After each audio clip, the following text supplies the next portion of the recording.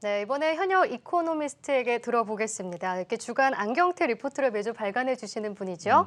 SK증권 안영진 이코노미스트 자리에 모셨습니다. 안녕하세요. 안녕하십니까. 네. 예. 지금 계속 테이퍼링에 대한 얘기를 많이 나누고 그렇죠. 있는데요. 이걸 네. 안 물어볼 수가 없습니다. 사실 금요일에 잭슨홀 미팅이 화상으로 좀 열리게 되면서 네네. 조금 기대감은 적어진 것 같아요. 테이퍼링 공식화 언제쯤으로 보고 계신가요? 네, 뭐 시장의 화두죠. 테이퍼링이 네. 중요한데 저는 이번 잭슨홀 미팅에서 굳이 공식화하거나 구체화할 실익이 있을까라는 생각을 하고 있고 결론적으로는 9월 22일이죠. 그때 있을 9월 FOMC에서 좀 공식화된 일정이 발표가 되지 않을까라는 생각을 합니다. 그렇게 생각하는 게 결국 잭슨홀 미팅의 어떤 뭐 취지를 생각을 해봐야 될 것 같아요. 지금 어떻게 보면 통화 정책의 어떤 스탠스라는 게 미국은 통화 정책을 정상화하려고 하는 상황이고 네. 반면에 이제 유럽이라든지 중국과 같은 기타 주요국들은 오히려 완화적인 통화 정책을 해야 된다라는 언급들을 하고 있습니다. 그러면 서로 상반되는 입장인데 잭슨홀 미팅이라는 회의는 어떤 미국의 자국의 통화 정책을 발표하는 자리가 아니고 각 중앙은행장들 그리고 경제학자들이 어떤 주제에 관해서 자신들의 어떤 연구 결과를 발표하는 자리입니다. 그렇다면 굳이 상반되는 언급을 조심스러워하는 그런 상황에서 굳이 그렇게 여러 국가들이 다 모여 있는 자리에서 자국의 통화정책 정상화의 일정을 발표를 하는 게 과연 적절한가에 대한 의문이 하나 남고요.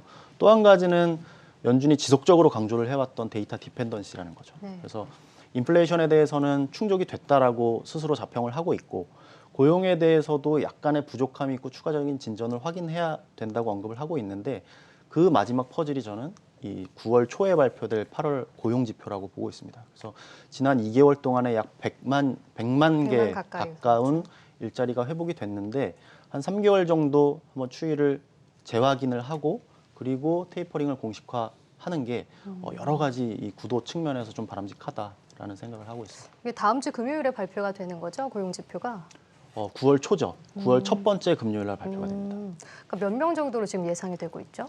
지금 뭐 아무래도 지금 지난 뭐 7월이죠. 7월까지는 지금과 같은 델타 변이의 어떤 확진자가 늘어나지 않은 상황이었기 때문에 특히나 이제 최근 2개월 동안에 늘어났던 분야가 어떤 여가, 숙박, 비대면, 이 대면 경제 쪽으로 많이 늘어났는데 이 델타 변이라는 요소 자체는 아무래도 그런 측면에서 좀 제한을 할 수가 있습니다. 반면에 저희가 이제 9월 초부터 종료가 되죠. 추가적인 실업 수당 같은 경우 그리고 네. 신학기가 개학이 되면서 돌봄 육아에 치중했던 여성 근로자들, 잠재적인 여성 근로자들이 노동시장에 참여할 수 있다라는 측면에서 보면 약간의 상쇄가 되면서 어느 정도 뭐 100만 개까지는 아니더라도 거의 뭐 수십만 건 이상의 후반부에 달하는 어떤 이런 좋다, 괜찮다라는 어떤 의미를 부여할 정도는 충분히 예상 가능한 부분이다 이렇게 평가를 하고 있습니다. 네. 우리가 방금 이제 테이퍼링 이야기를 하면서 앞에서도 우리 이남우 교수하고도 잠깐 말씀을 나눴는데 결국 시장은 정상적으로 가고 있다라고 전제를 해야 될 것 같아요. 말씀하신 대로 고용 지표, 앞으로 고용이 늘어나느냐 줄어드느냐, 인플레이션 문제가 있는데 이거는 단기적인 현상이지 공급망 어떤 뭐 병목 현상 때문에 이게 쭉 가는 건 아닌 것 같다. 그 이후로는 코비드가 아직까지 계속해서 많은 소비나 이런 데 영향을 미치고 있기 때문에 그렇다. 네. 그럼 이제 이 시장은 정상적인 시장이란 말입니다. 그렇지 않습니까? 경제는 근데 그렇죠.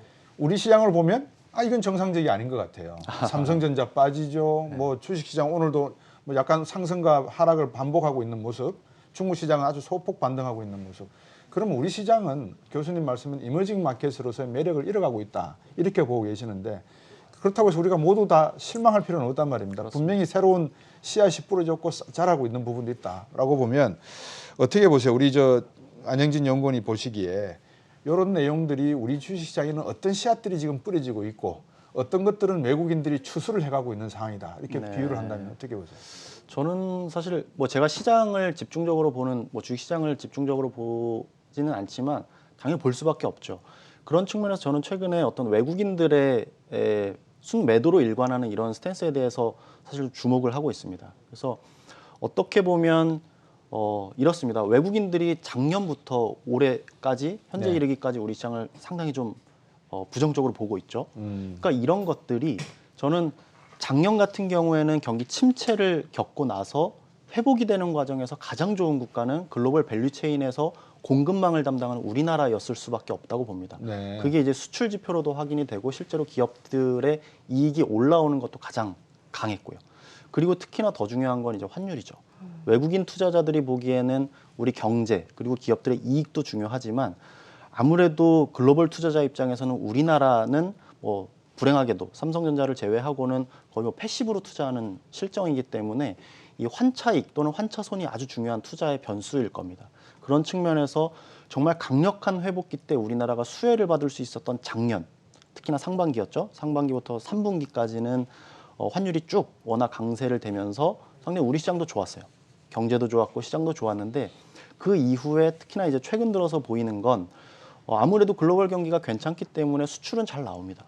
근데 유가가 오르면서 또 수입도 많이 늘어났고요. 경기가 조금씩 정상화되는 과정에서 우리나라가 펀더멘털리하게 수급상, 외화의 수급상으로 보면 상당히 좀 매력이 좀 떨어질 수 있겠다라는 생각을 합니다. 그래서 기본적으로 글로벌 시장에서는 달러 강세, 우리 시장에서는 원화 약세에 대한 어떤 펀더멘털리의 뒷받침이 되면서 외국인 투자자들로 하여금 약간의 좀 매력도가 떨어질 수 있는 그런 상황을 저희가 뭐 진단을 하고 있고요.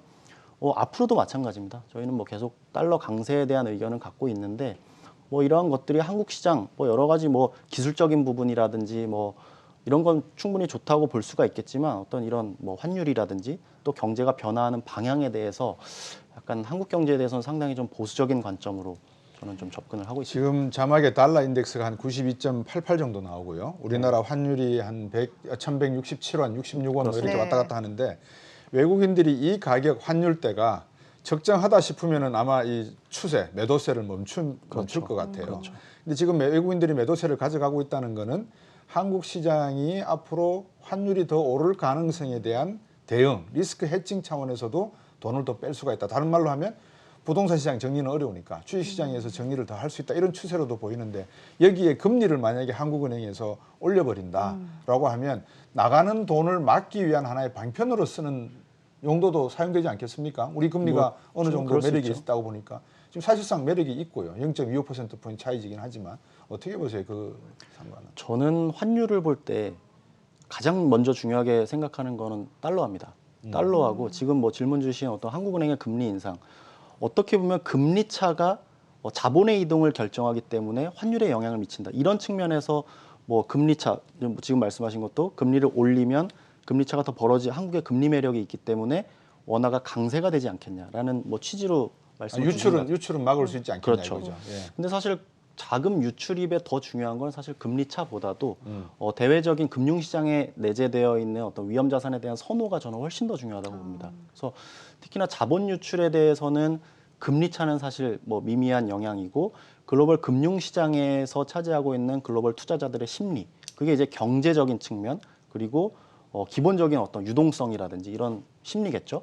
그런 측면에서 저는 한국은행의 금리 인상 여부 뭐 방향성은 정해져 있습니다만 일시적인 영향은 충분히 줄 수 있다고는 보는데 어떤 외국인들의 어떤 투자 심리, 금리 매력도를 요인으로 하는 자금 유출입에는 뭐 큰 영향은 없다라는 생각을 하고 있어요. 앞에 우리 저 이남희 교수도 말씀하셨잖아요. 이미 이건 난 이벤트다. 그러니까 미국 같은 경우에 테이퍼링이 난 이벤트듯이 한국 시장에서 금리를 0.25%포인트 올리든 내리든 네.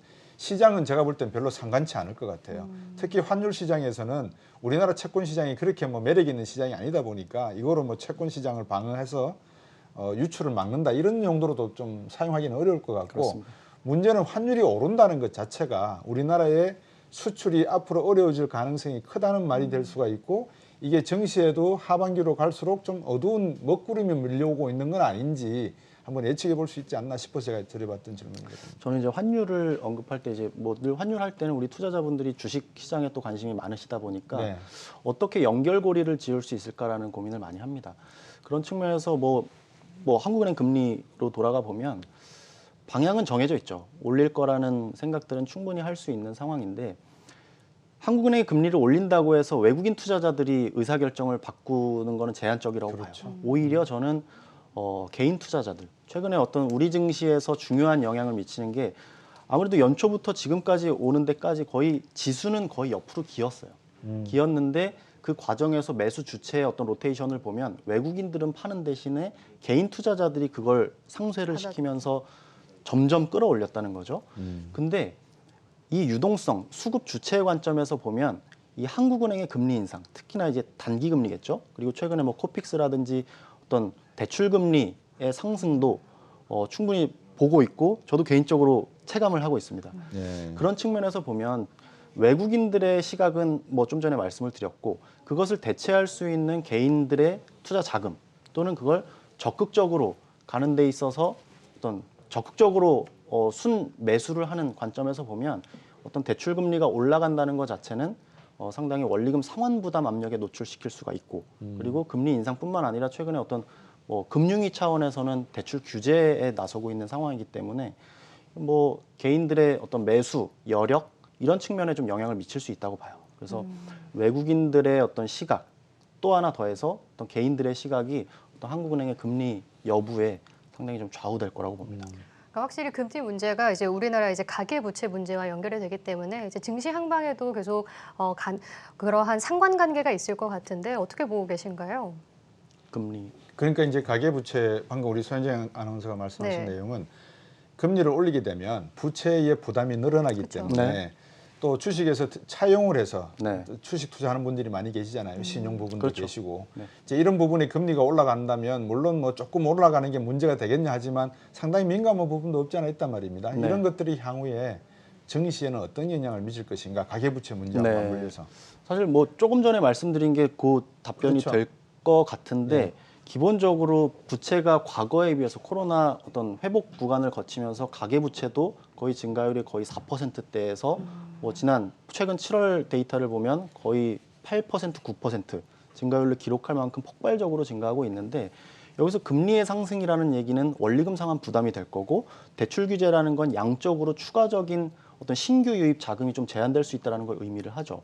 그래서 말씀드렸던 대로 외국인의 매도세를 개인 매수 주체들이 상쇄시키는 어떤 뭐 그런 그림이었는데 말씀드린 어떤 금리 요인 그리고 대출 규제 요인이 어떤 추가적인 매수세를 좀 제한할 수 있다라는 측면에서 보면 어떤 대출 가계 대출부터 시작을 했지만 그게 한국은행의 어떤 금리 결정 그게 개인들의 순매수세 이런 걸로 증시에 간접적인 영향을 미칠 거라고 봅니다. 상당히 그게 우리가 저는 이제 보수적으로 보고 있는 거죠. 그게 우리가 흔히 말하는 발작이란 말이에요. 일종의 텐트럼이라고 이제 표현을 네, 하는데 그렇죠. 금리를 갑자기 올려버리면 이 자금 시장의 이 유동성이 막혀버리기 시작하면서 상당히 이 발작의 정도가 좀 심해진단 말이죠. 근데 이제 한국은행도 그렇고 아까 이남우 교수도 말했지만 뉴질랜드나 이런 호주은행들도 중앙은행들이 이 금리를 올릴 문제에 대해서 고민하는 거는 미국보다 선제적으로 미국이 언젠가는 올릴 거기 때문에 미리 백신을 맞아두자라는 측면이 강할 거란 말입니다. 근데 우리 금통위도 그런 백신 맞는 차원에서 금리를 올리는 건 이해가 되는데 이게 자칫 잘못해서 발작을 이렇게 백신의 부작용이 있잖아요. 네. 부작용이 나타날 가능성이 없냐 이걸 또 한번 네. 뭐 가능성은 열어둬야 된다라고 보는데 뭐 기본적으로 뭐 글로벌 경기 아까 말씀드렸던 대로 시장이라는 건 저는 사실 글로벌 위험 자산 선호 여부가 상당히 중요할 거라고 봅니다. 근데 그런 측면에서 글로벌 위험 자산의 선호 여부는 글로벌 경기와 맞닿아 있고 어떤 정책적인 뒷받침이 돼서 리스크를 최대한 억제할 수 있는 정책 여력이 확보가 되느냐 이런 부분을 좀 봐야 될 것 같은데 그런 측면에서 기본적으로 뭐 소위 약세장으로 진입을 한다거나 또 위험 자산이 상당히 좀 훼손이 되는 그런 그림으로는 보기 어렵다는 기본적인 판단이 있기 때문에 뭐 크게 그 가능성을 높게 보진 않지만 말씀하신 대로 뭐 금리라는 요소 그리고 그 위기라는 거는 언제 어떻게 올지 모르는 건데 그 금리라는 요소는 지금까지 어떤 금융시장에 어떤 펌프질을 해왔던 유동성이라는 어떤 약이겠죠. 약에 대해서 약간의 변화가 생길 거를 감지한다면 어떤 투자자 입장에서 좀 리스키하게 느껴질 수도 있다고는 봅니다. 근데 말씀드렸던 대로 기본적인 방향은 제가 말씀드린 위험자산 선호 여부 이런 부분은 뭐 크게 걱정할 일은 아닐 거다라는 말씀을 드립니다. 내일 그럼 금리를 인상할 거라고 보시는 거잖아요. 개인적으로는 그렇습니다. 지금 좀 증권가에서는 조금 팽팽하게 맞서고 있긴 할 텐데 지금 말씀해 주신 것처럼 미국보다 우리가 금리를 먼저 올리게 되는 걸 수도 있잖아요. 근데 이게 사실 이제 투자자 입장에서는 계속 부담으로 다가오는 것 같습니다. 가계 부채도 그렇고 주식 투자도 그렇고 그런데 그럼 환율 얘기도 한번 다시 해보면 환율도 아까 계속 더 달러화 강세가 있을 것이다라고 말씀을 해주신 것 같아요. 근데 얼마 정도까지 올라갈 수 있을지 그것도 좀 저희가 예측을 해볼 필요가 있어 네. 보이는데 어떻게 보시나요?